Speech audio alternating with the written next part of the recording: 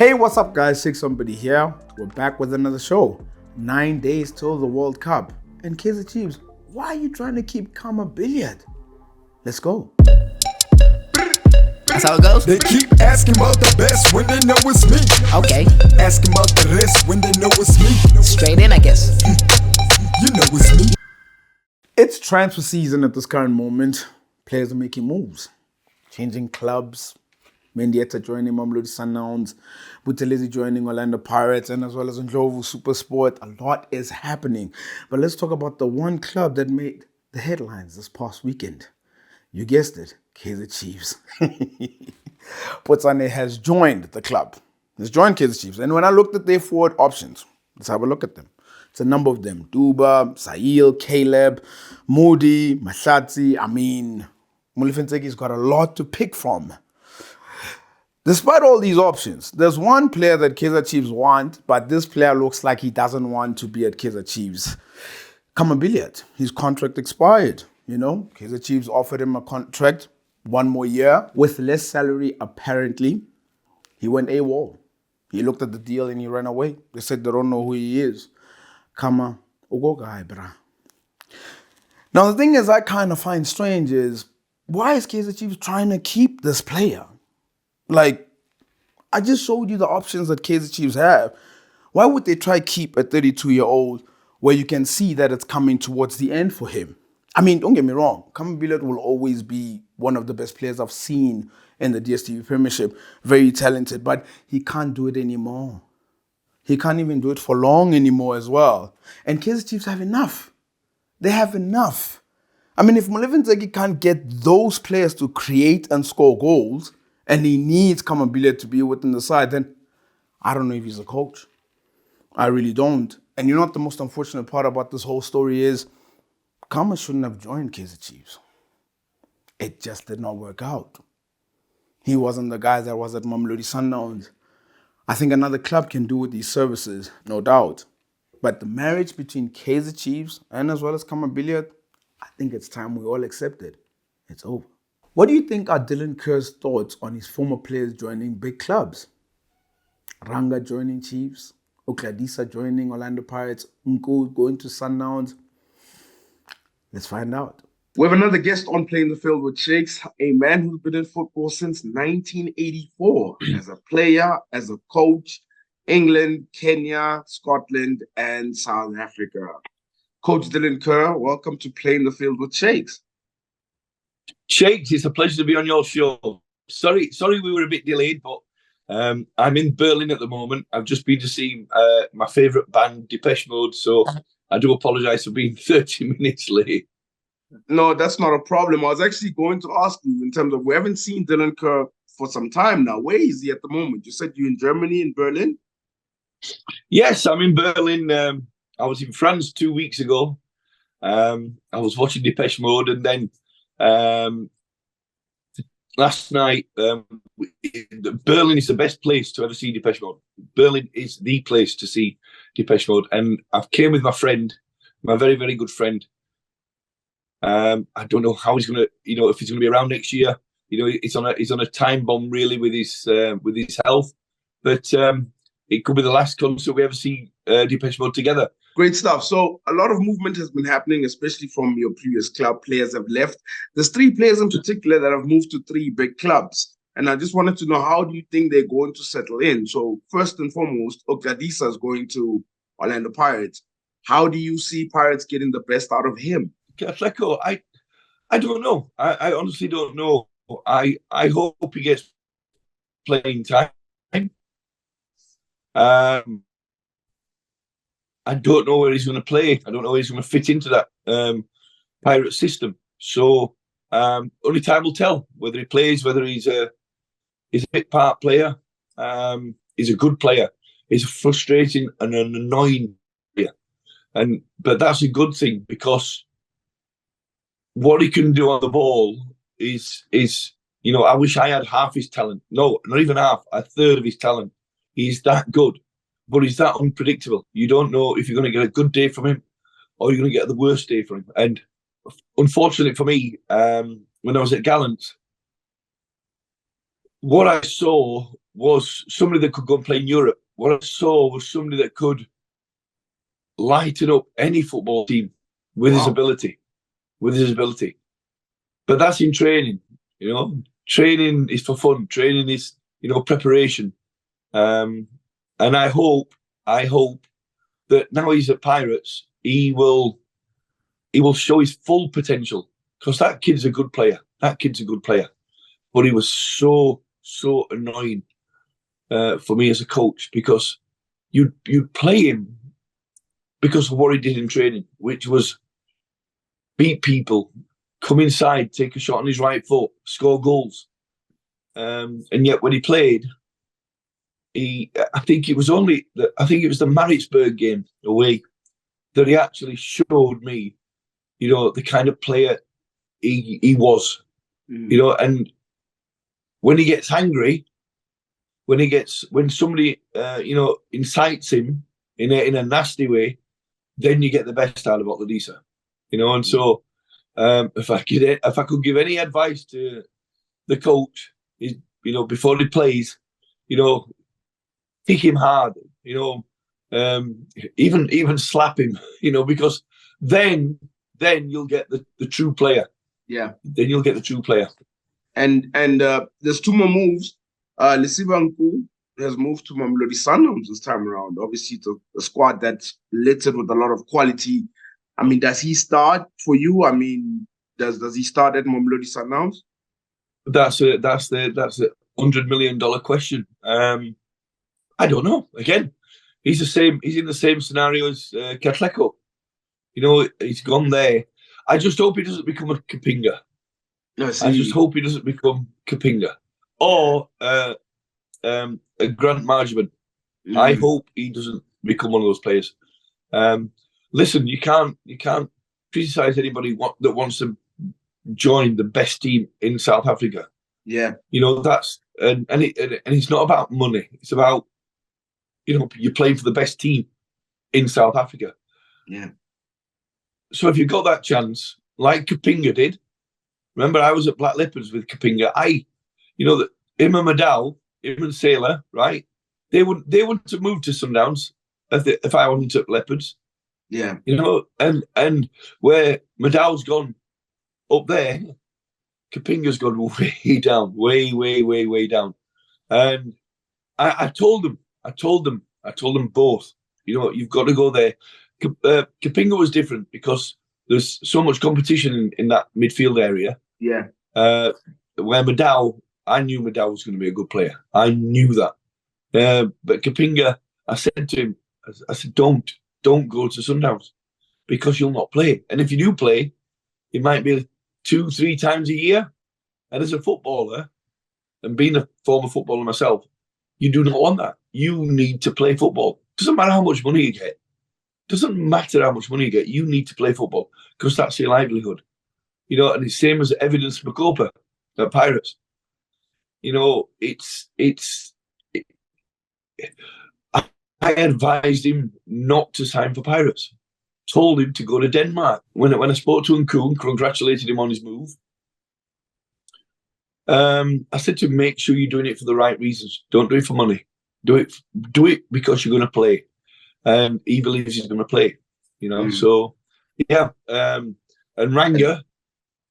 Yeah. Ranga Chivaviro. I had him at Barocca. Ranga obviously was scoring goals in the Confederations Cup. You got him scoring goals, and now he got his dream move to Kaizer Chiefs, a club that has been looking for a striker for such a long time. Do you think he's the answer for Kaizer Chiefs?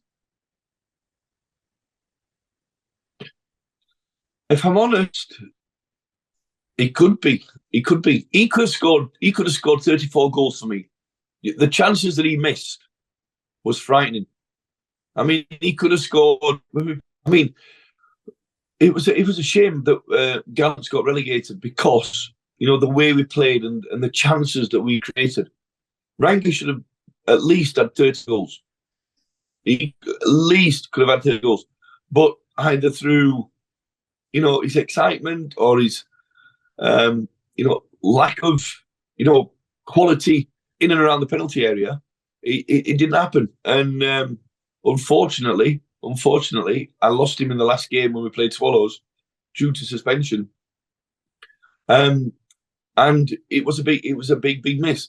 The problem that Chiefs have to do with him is make sure that he plays. We all remember the Rwandan, the Burundian striker. Burundi. Yeah. He started off on fire. Everybody loved him. Where's he gone? Where is he? Now they're trying to get rid of him. Now they're trying to, get him out of Kaizer Chiefs. So with Ranga, he has to play. They have to have faith in him. He might not score 10 goals in the first 5 games. He might score 1. But it's a new environment. He's gone from Marumo Gallants, from Barocca, from I think TS Sporting. He's gone from he's been a journeyman for the last 3 years. Now he is at the no disrespect to Sundowns Pirates or anybody else in Africa, but he's at the biggest football club ever, in African football, Kaizer Chiefs, and he can either do what he's good at and become even better, or it could happen what happened to the Burundian. But if you're a striker, you'll only score goals if the other players around you provide the bullets, as they say. You can only fire a shot.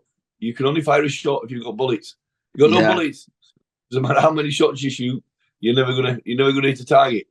But if the players around him, and there's good players at Chiefs, if the players around him can provide him, with the ammunition, he will score goals. He will score goals. Now, I mean, Coach, I tell you, you're giving me so much knowledge and so much gems regarding these players. One question I've always wanted to ask, because you've been in the DStv Premiership for years now, how does one stop the dominance of Mamelodi Sundowns? Is it just purely money? They look like they're going to win their 7th in a row league title. How does one go about stopping Mamelodi Sundowns' dominance? With Sundowns, and it's all credit to, it's the chairman, really. At the end of the day, it's the chairman that's buying all the players. It's the chairman that's spending the money. No disrespect, but Stevie Wonder and Roy Orbison could coach Mamelodi Sundowns with the players that they've got. And you've got to go out there and you've got to say, right, 1, how are we going to beat them? 2, why do we want to beat them? And 3, what are we going to do when we beat them? Gavin Hunt, I speak to Gavin Hunt constantly. We're always in touch with Gavin. He believes that they're going to be, dominant for the next 10 years. Yeah. And I said, Gav, that's the wrong attitude. You can't say that. You've got to make sure, as coach, that you go out there and give it everything. You might not win, you might draw, who knows? But you've got to go and give everything. And I think if the clubs, the other 15 clubs in the league, have that mentality to say, hey, it's just Mamelodi Sundowns. Yes, they've got good players, but we've got better. That's the difference, And I always remember when we played when I was at TTM, and we played them in the semi-final. Nobody gave TTM. Nobody gave us a chance. And what I said to him, I said, look, it's 11v11. Do you want to be in the final, or do you want to be remembered forever, or do you want to be a runner-up in a loser semi-finalist? And we went out there and we stopped them. And okay, we won on penalties, but it's a cup game. So it doesn't matter. It's a cup game. In a league game, it's a draw. Everybody's singing and dancing. Good point. But we won. And that's the mentality that teams have got to now go into this league season coming up. Someone has left Mamelodi Sundowns, has gone to Swallows, your former football club. Steve Compella has joined them as a head coach. What do you make of that with regards to him joining Swallows? Yeah, I mean that was I don't think anybody would have seen that, but I can understand Steve. He's now. I'm not saying I don't know the coaching setup or something else. But in the media he was demoted to coach, assistant coach, and Noba. Did I say that right? I got that right, did I? Noba. He was head coach or not head coach. senior coach. I mean, some people can do that. Some people can, just sit in the background and just, take the money. And I'm not criticizing that at all. But at the end of the day, if you're a head coach, you want to be judged as a head coach. You don't want to be judged as an assistant. So you want. I think Steve's done I think he's done the best thing. And whether Rober does the same thing, only time will. But again, you could give me $1 million to be an assistant coach, and I wouldn't take it. Wait, coach, you wouldn't take the senior coaching role at Mamelodi Sundowns if it was offered to you for $1 million? Oh no, I wouldn't be an assistant. If they offered me the coaching at Sundowns, or anyway, I would. I mean, the go. senior coaching is the role that Steve Komphela had, right? So the assistant coaching role. Would you take it? No. You wouldn't take it. Nah. They could give me $2 million, 3, 4, 5. I wouldn't take it. But that's being a professional person. It's like I said, it's no disrespect to them. That's their choice. There were 3 coaches in charge of Sundowns, and all of a sudden, they made Rulani head coach. So there comes a point where you have to think, well, where do I want to be in football? Where do I want to be in life? Do I need to be in the background when he's already proved, that he can coach? So and it's probably a big gamble for him, because if it goes wrong again, if it goes wrong at Swallows, then questions will be asked. When will we see Dylan Kerr in the DSTV Premiership again? Surely we'll see you again. No, that's the $1 million question. I don't know. I am not going to be on the phone come December when the 2 teams at the bottom fighting relegation. That's me done with that now. I deserve a lot more respect and a lot more appreciation of the work I do. When I came back to Swallows, again, the writing was on the wall when the club didn't get me the visa. Yeah.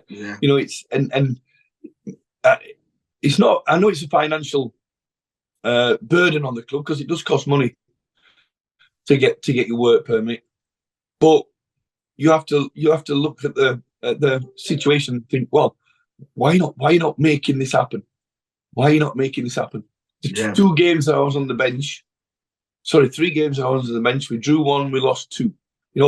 And again, you try and do your job the way it's like Pep Guardiola. Pep Guardiola can't do his job if he's stuck in the stands. Jurgen Klopp can't do the job if he's sat in the stands. Pizzo,